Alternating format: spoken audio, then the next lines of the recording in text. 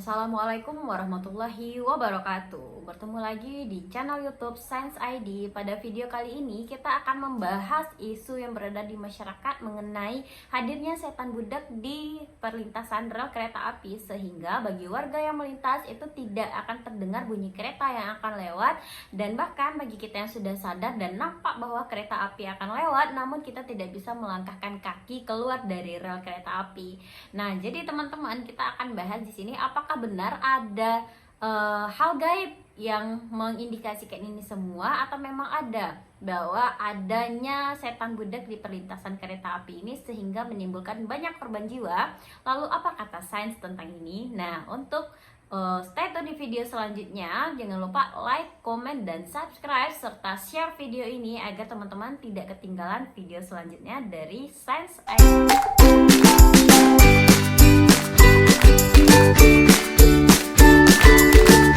Kota Padang sering sekali terjadi kecelakaan kereta api. Bahkan dalam 2 minggu ini berturut-turut terjadi korban tabrakan dari kereta api ini yang mengakibatkan bahwa korban terpental dan terputus bagian tubuhnya dan merenggut nyawa dari pejalan kaki. Tidak hanya pejalan kaki saja, ini juga terjadi kecelakaan di pengendara mobil dan juga motor. Nah, hadirnya isu mengenai adanya setan budak yang membuat warga tidak mendengar adanya kereta api yang akan lewat, atau bahkan kaki yang tidak bisa dilangkahkan untuk keluar dari rel kereta api, dan bahkan ketika mengendarai motor atau mobil, kendaraan teman-teman bisa terhenti ketika ada kereta api sehingga tertabrak oleh kereta api ini.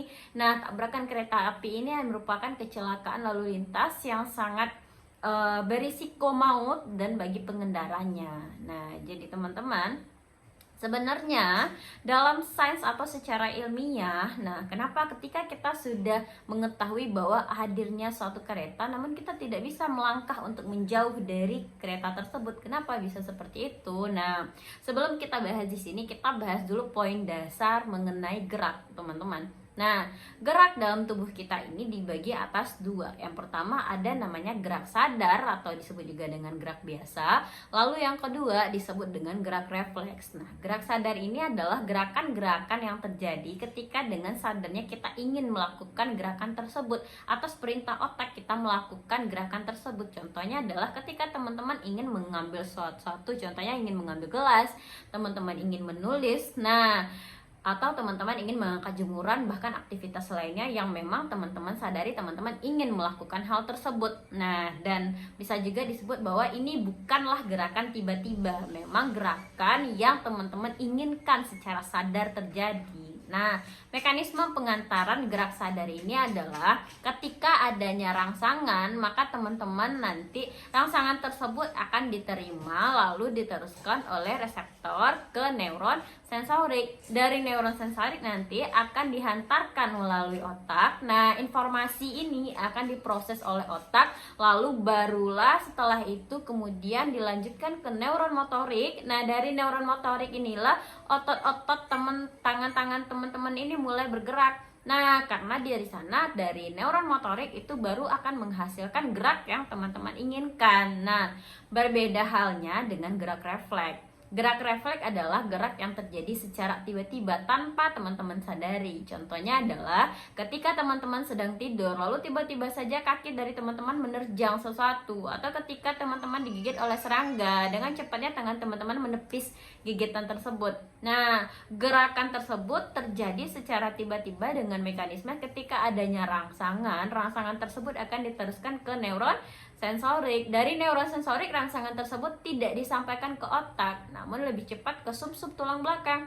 Nah, sebagai pusat refleks kita. Nah, dari sumsum tulang belakang itu akan disampaikan ke neuron motorik, ke otot-otot tubuh kita. Lalu dari neuron motorik barulah menghasilkan gerak refleks atau gerakan tiba-tiba teman-teman lakukan untuk menangkis satu ancaman yang terjadi dalam tubuh teman-teman. Nah, lalu bagaimana dengan kejadian di rel kereta api? Meskipun kita sudah sadar bahwa adanya kereta api, namun kita tidak bisa untuk melangkah keluar dari rel kereta api tersebut.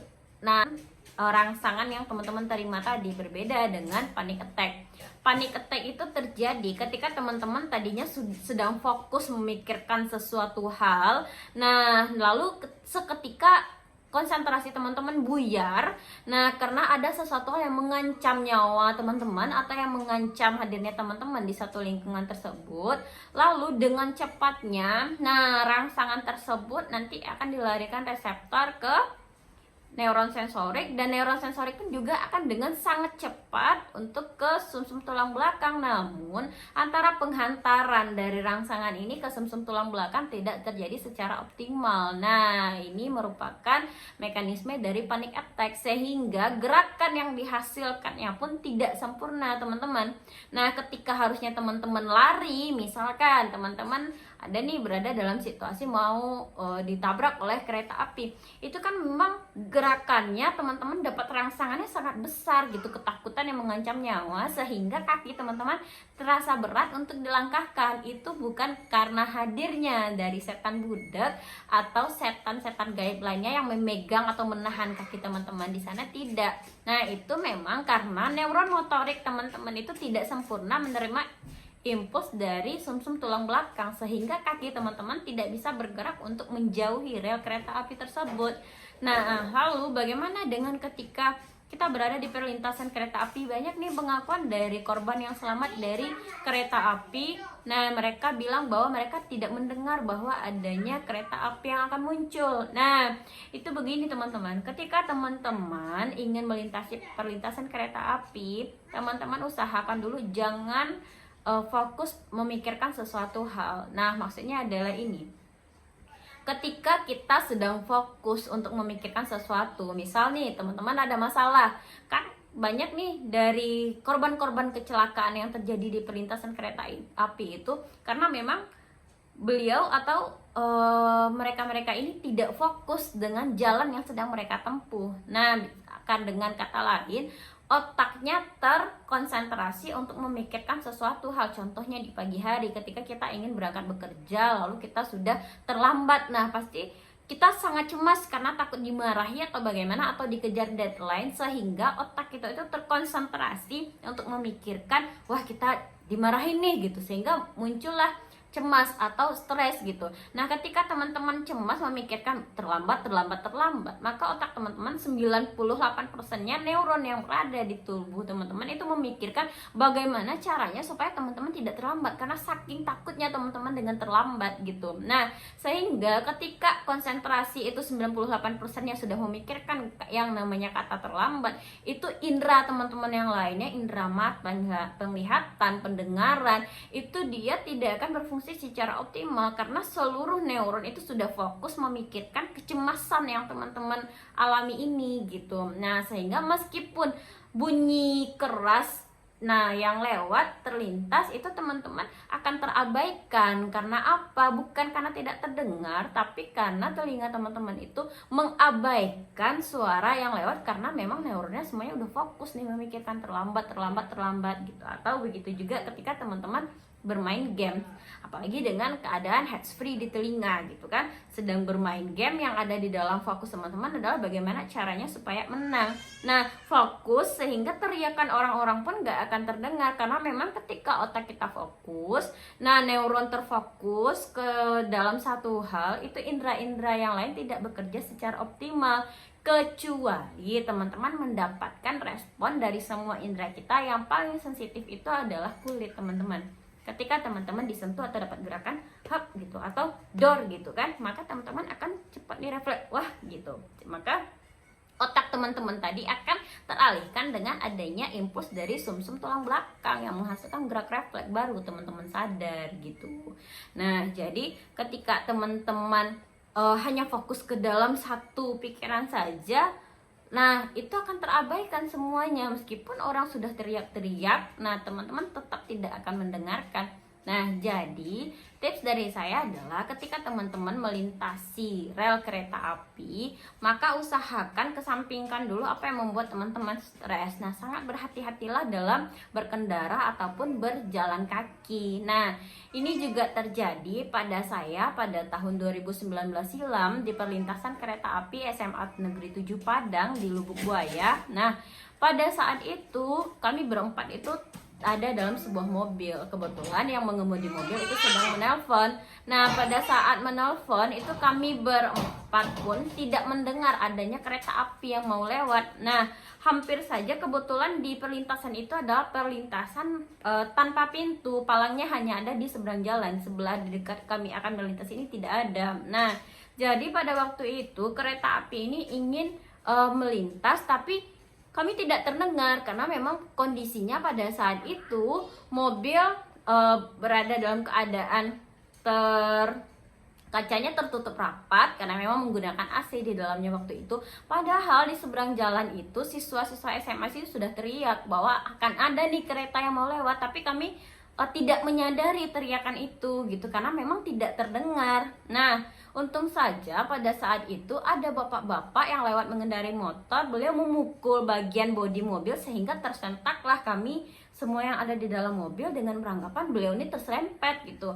Lalu dikebawahkanlah kaca mobil. Nah, pada saat kaca mobil ini diturunkan, baru nih teman-teman, nah terdengar bahwa kereta api mau lewat. Nah, itu keadaannya kepala mobil itu sudah masuk ke bagian rel kereta api yang di depan. Jadi hanya tidak cukup itu, jaraknya hanya beberapa sentimeter saja.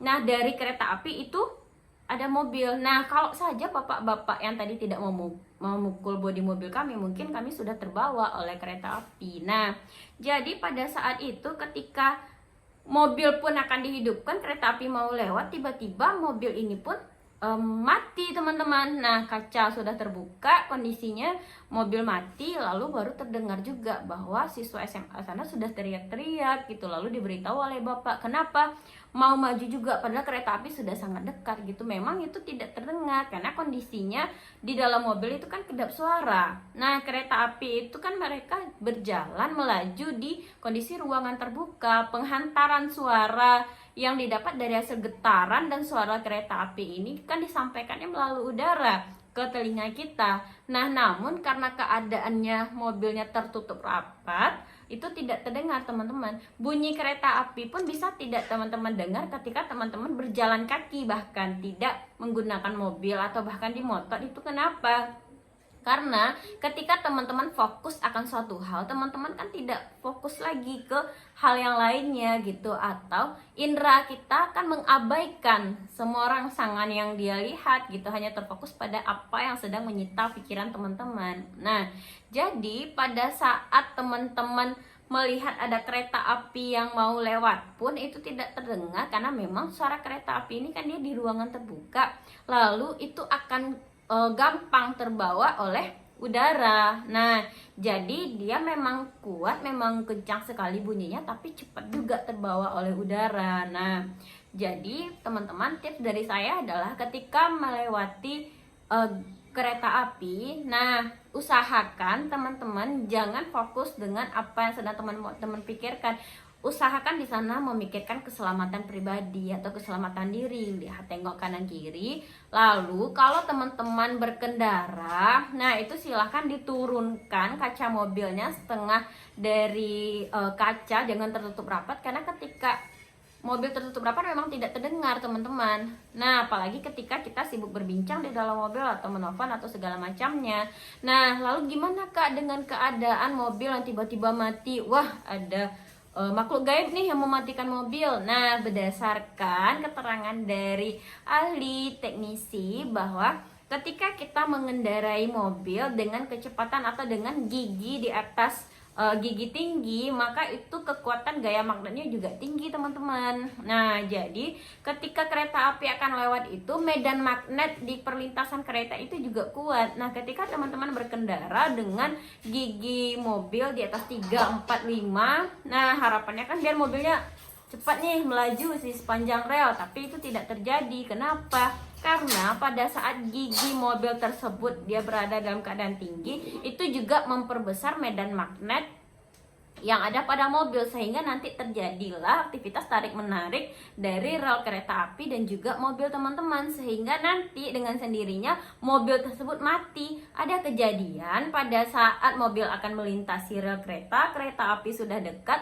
namun mobil tersebut mati secara tiba-tiba di rel kereta api, dihidupkan lagi tidak mau menyala. Nah, jadi pada prinsip ilmiahnya adalah ketika medan magnet saling menarik mobil, ketika teman-teman hidupkan dengan gigi rendah, gigi 1 atau 2, karena itu bisa mengurangi gaya gesek dan tarikan magnet. Nah, jadi ketika mobil teman-teman mati, jangan dihidupkan lagi dengan gigi yang lebih tinggi, karena semakin tinggi gigi mobil yang teman-teman masukkan, maka akan semakin besar peluang gaya magnet dalam tarik-menarik dari perlintasan tersebut, termasuk gesekan yang terjadi ketika kereta api lewat. Nah, bisa jadi juga ada nih kak, mobil saya keseret kak pada saat kereta api lewat gitu, juga seperti itu, sama halnya karena magnetnya itu kuat teman-teman. Nah, jadi itu mungkin sekian dulu penjelasan dari Sense ID tentang mitos dari adanya setan budek di perlintasan kereta api. Nah, mungkin memang ada hal-hal gaib yang ada di kereta api, namun mitos dengan adanya bahwa rel kereta api butuh tumbal dan segala macamnya, kenapa kita tidak bisa melangkah keluar, bahkan tidak bisa mendengar, itu sudah dijelaskan secara ilmiah dan secara sains. Dan harap hati-hati, waspada, dan semoga Tuhan selalu melindungi kita. Assalamualaikum warahmatullahi wabarakatuh.